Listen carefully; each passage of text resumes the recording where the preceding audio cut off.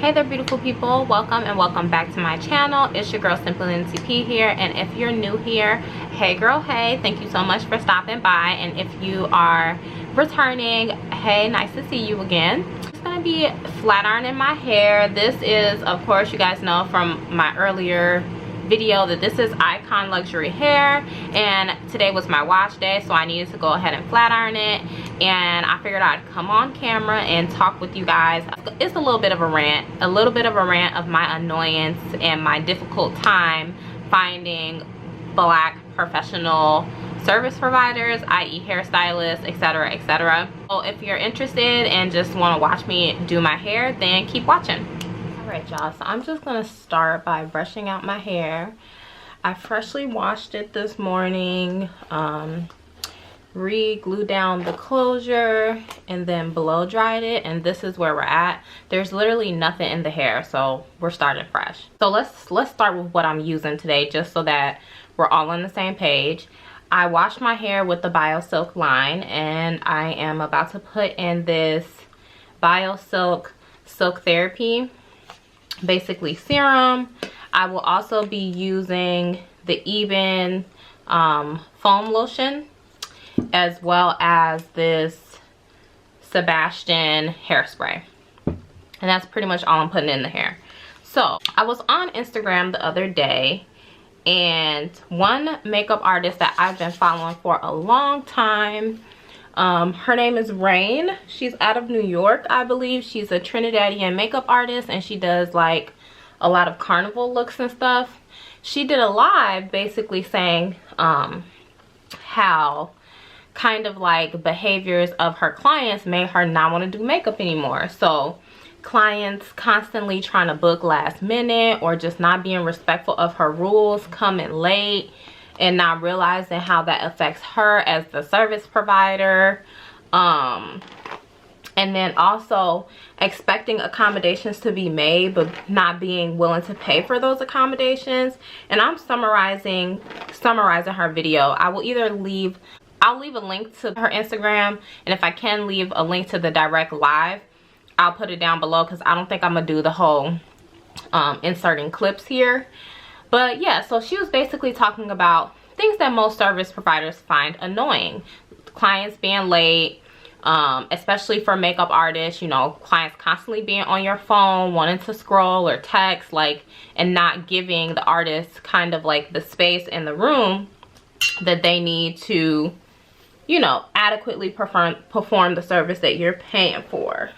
And how it's really annoying for her, and it almost took her to the point where she didn't want to do it anymore. And she's been doing makeup for like 6 years now, and I found that really sad. I also fully understand why she would feel that way, or why you know, get frustrated to that level. On the flip side, I want to talk about from a client perspective. Now, I want to be specific that this is my experience and my experience only. And so I'm only speaking for myself. And I want to also be specific that I don't book makeup services because I provide them. I do it myself. And this is more so directed to my experience with trying to find black hairstylists, professional black hairstylists. The plight of finding a professional black hairstylist is so freaking real. And so I'm just gonna do a little bit of a response video, because your girl has some thoughts. First and foremost, I don't think that I require much when it comes to getting my hair done. I just only require prompt communication, timely service, and a professional experience. And I feel like I am never able to achieve that. Like, in the last 6 years of going to get my hair done, I have not achieved that. Not at all. So some pet peeves that I find that are repetitive is, one, response time. Response time. I don't understand why it takes service providers so long to respond. Like, I'm trying to put money in your pocket For me, like, think customer service, right? I think an adequate response time is 24 to 48 hours. Like, if this is truly your bread and butter and like how you pay your bills, then your clients should be your number one, not your number one priority, but when it comes to your business and gaining new clients, that's the idea, right? Like, you want to gain clients who will return, who will come back, and so you need to respond when people inquire about your services. I don't understand people who make it seem like we do them favors when we try to book services. Like, that is number one, right? So first you got to make it pass, unless, you know, they have the style seat and stuff like that. But if I have a question, or if I want to know, like, for instance, when I get my installs done, I like to know, I like to get my ends clipped like every other install, right? So a lot of hairstylists that do like frontal installs or wigs or whatever, they don't have like genuine natural hair services listed on their style sheet, or we'll just use style sheet for all intents and purposes, on their booking website. They don't have that information listed. So before I book the service, I want to know, like, is this something that's included? Is it an additional charge? Like, what's going on? We're just gonna lightly spray that. And oftentimes it's like, you see the work on Instagram and it's always good, the work is always good, and then you reach out because you have this questions that's not readily available, and then no response. Or when they do respond, it's a 3 to 5 day turnaround. What? Like, I don't get that. I don't get that. So in the event that you do get a response and then you make it to the appointment, now you got to worry about timeliness, right? Which is, for me, the biggest pet peeve. I'm not booking you to take your lunch on my service. I'm not booking you to recap your weekend. And so, first of all of them have late fee charges.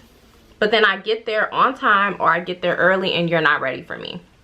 That's hella annoying. Additionally, you don't deduct.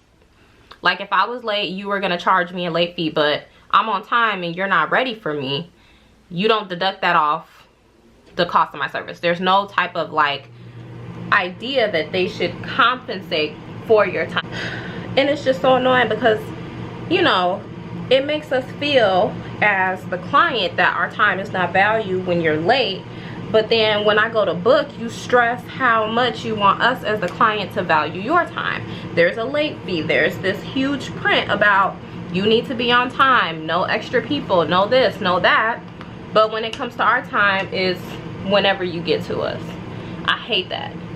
I hate that. Let me give you guys some examples of when this has happened to me in the past. So my baby shower, when I was for Genesis, I booked my appointment, and I booked my appointment in advance, like a month in advance. My appointment was at 10 a.m. The woman was 4 hours late, y'all. 4 hours late. And this is the day of my event. The day of. And she just walked in, and I don't even think she said sorry in the beginning. Like, I think I got a sorry towards the end of my service. And at that point, I'm stuck.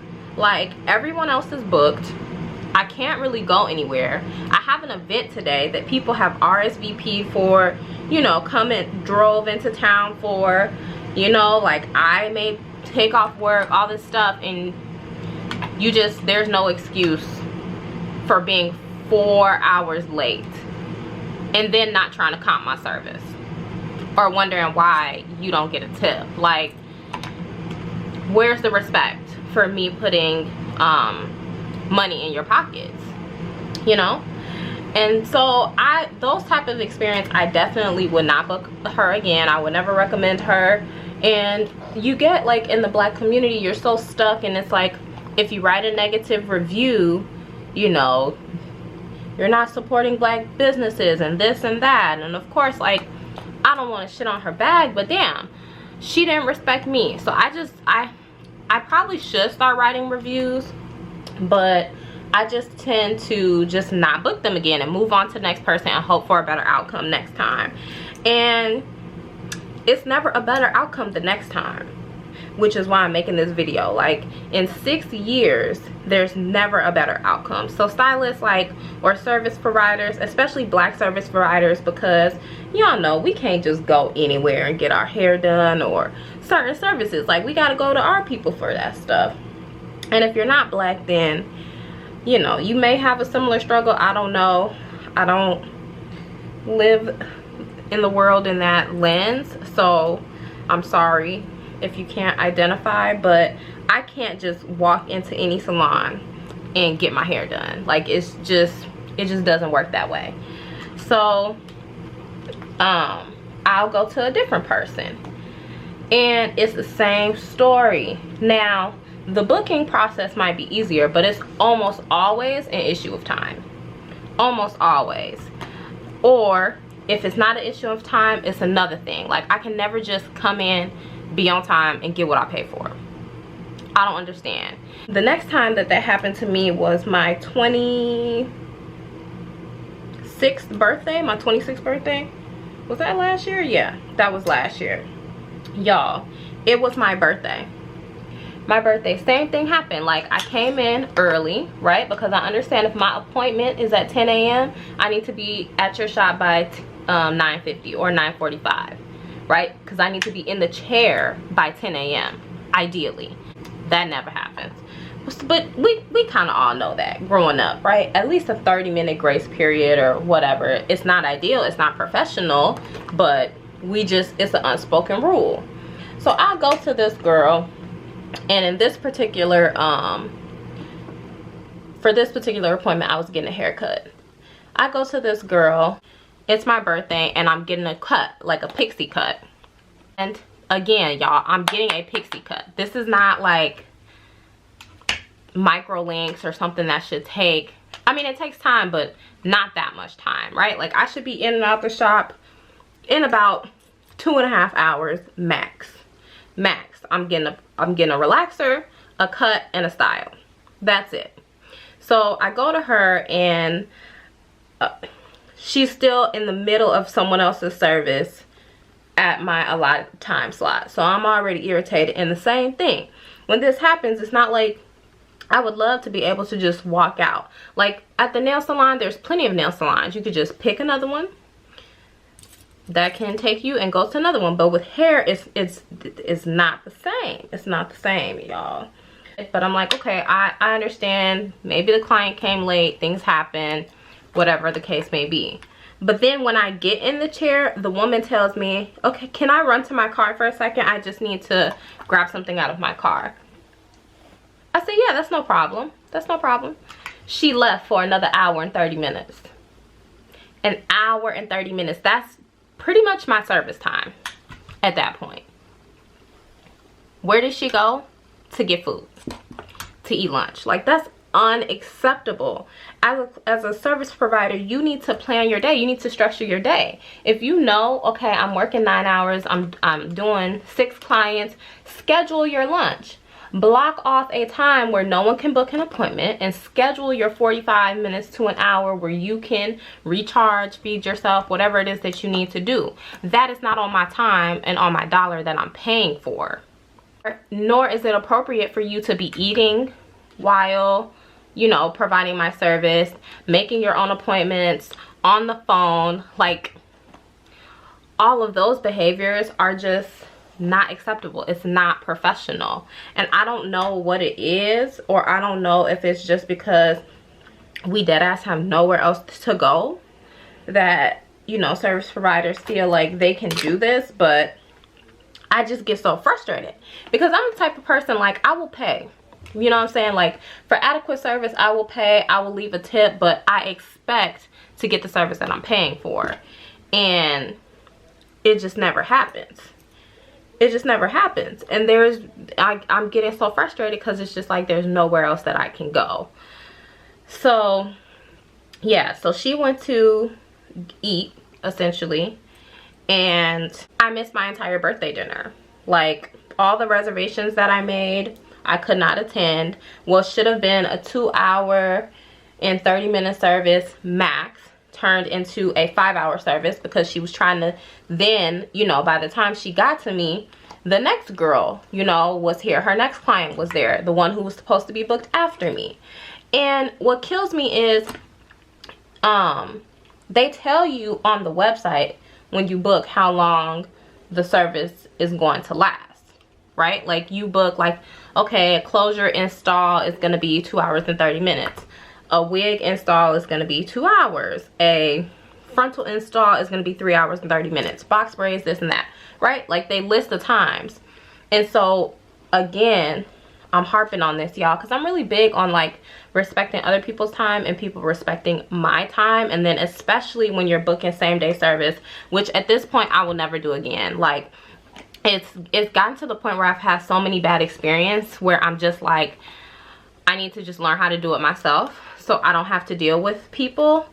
But of course, you know, you don't always want to do your hair yourself. Like sometimes you want to be pampered, but me being pampered shouldn't always result in an irritated day or a level of frustration. Like for that, I could just do it myself.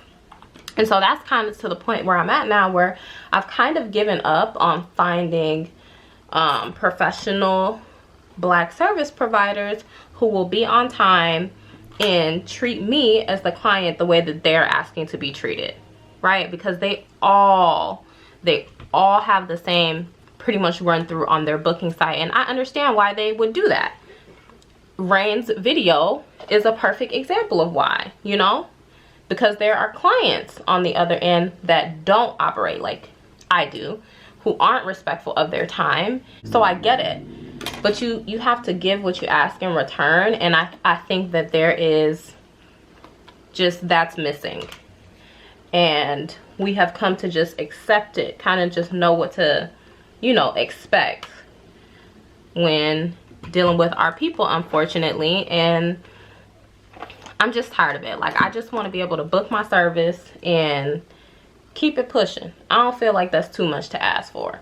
So timeliness is the biggest thing for me, and then of course just professional demeanor while actually doing the service, which I kind of hit on a little bit. So that's your talking on the phone, that's your, you know, stepping out every 5 minutes to do this and that, or that's your servicing multiple people at one time because you didn't effectively manage your time. Like it doesn't make me feel as a client that you are attentive to me. It doesn't make me feel that you are you know, giving me your all, because you're running in between heads or whatever the service is, trying to get everyone in when we pay for your undivided attention. Like I paid for a time slot. I didn't pay to share that with other people. It's just annoying. I'm kind of just over it, and it's like I want to support my people and I want to put money in the pockets of other people of color, but at what point do I not give them a pass? Because quite frankly, how some of y'all acting, it's like you don't want my money, and you definitely don't want me to be a returning client, because there's no way. And then y'all know what's crazy? It always be the coldest people, the people whose work is just superb, that you are like, ugh, why can't the service match the talent?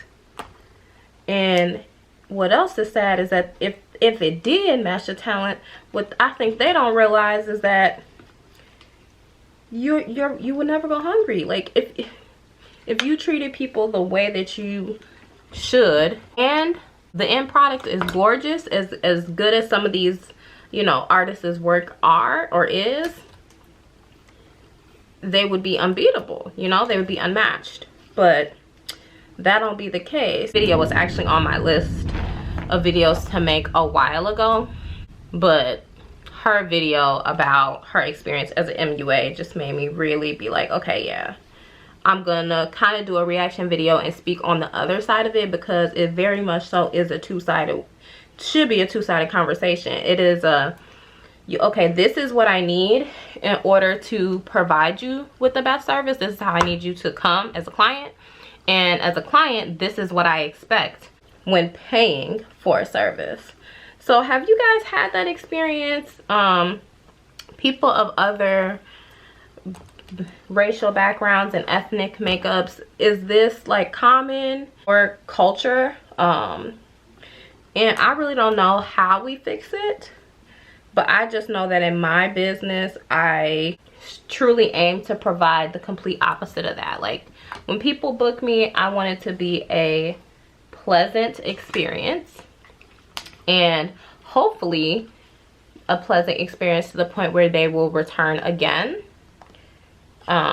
because, you know, that's how you make money. And it's also easier to make money when you have returning clients than it is to gain new clients in any industry. I try to be responsive, be respectful of people's time, and give my full attention to the client, because that's what they deserve. Like, people work hard for their money. They could have booked anyone. They didn't have to book me. And so literally for every client that books me, I'm grateful, because there are a million makeup artists here in Chicago and all over the world. They do not have to book me. And I think that's another thing too, is that a lot of people don't think that way, especially when the talent is there and, you know, the followers are there and the clout is there. It kind of feels, like I said earlier, like you're doing them a favor, or they're doing you a favor rather, when they take you even though you're paying for it, because they just feel like they're the shit essentially. So I want to know, what are y'all thoughts on this? Do y'all think I'm just overreacting? Should I join the bandwagon of, girl, you just need to know what to expect by now, and either just know what you're getting into when you book, or do it yourself? And if you're a stylist, or on the other side of it, do you have any insight on why this continues to happen? Or is it truly just lack of care for the people that are being serviced? And let me make a disclaimer, because I know it's gonna be some people in the comment section like, I do hair and I do this and that. This is not everybody, and if this is not you, then, you know, let it go in one ear and out the other. But if the shoe fits, I just want you to know that sometimes even this is the unspoken voice of the client. Like, this is what we're thinking when we're sitting in your chair and just silent. Because you might not, you know, especially if the people are like me, they might not always write that review or voice their concerns, because I'm not gonna take away anybody's dollar, even though I probably should be like, sorry, I'm not paying for this, but I would never do that. So I always pay for the service. I always leave some sort of a tip. It probably wouldn't be the full tip I was planning if I got the service that I wanted, but, you know, I respect people's craft, and so I do what I think is expected when you book a service. But what am I missing? What don't I understand here? And am I too short-sighted? Because for me, once I have any of those experiences, if you're late, if you're unprofessional during my service, I will not book you again. Like, I'm not coming back. I am not coming back. And I will tell everyone about my experience in my inner circle. Very seldom do I actually go in and write a review, because I'm also not about to argue too. Like, a lot of these stylists will try to argue or write back and forth. I'm not doing all of that. So am I too, not cutthroat, but is it unreasonable of me to be like, nope, I'm just not coming back, I'm not giving them another chance to redeem themselves? You know what I mean? Because that happened to me recently. Like, a girl did a recent install of mine, and my initial experience with her was good, But then when I went to book again and asked follow-up questions, it was a 5-day turnaround or something like that for her to respond. And I just ended up not booking again, and it made me really sad because I love my hair. My experience was good, but you didn't make me feel valued as a customer. And that was just the bottom line. And so I didn't book. But at that point, I was also to the point where it's like, I don't want to book another person and then it's more of the same thing. So yeah. Just a word to my service providers out there. Just remember that, like, your clients are people too. And some of us will actually be loyal and supporting clients if you treat us with the same respect that you're asking. Oh, I done broke the comb, y'all. That's all right. We're done anyhow. And so the things that you're requesting in terms of timeliness, communication, expectations, make sure you're giving that on the other end of the service, being the service provider yourself. Because when you do that, people come back and they refer, and it will grow your business, right? Like, I just think in the service industry, which is crazy because it's in the name, we've lost a little bit of touch of what it truly means to provide customer service and what the benefits of customer service are when growing your business. So yeah, y'all, we're done. My flat iron is done, so I guess it's time for me to stop rambling. But tell me what you guys think about this topic down below. If you feel the same as me, or if you think your girl's just tripping, it's okay. We can disagree and still be sisters. I have no problem with that. So if you know anyone who fits the description I'm looking for, which is professional, timely, considerate, I would love to support them. So send me links or drop down Instagram handles. I will definitely check out their work because your girl is in need of a local stylist. So yeah, thank you guys so much for taking the time to hang out with me, and I will see you in the next one. Smooches.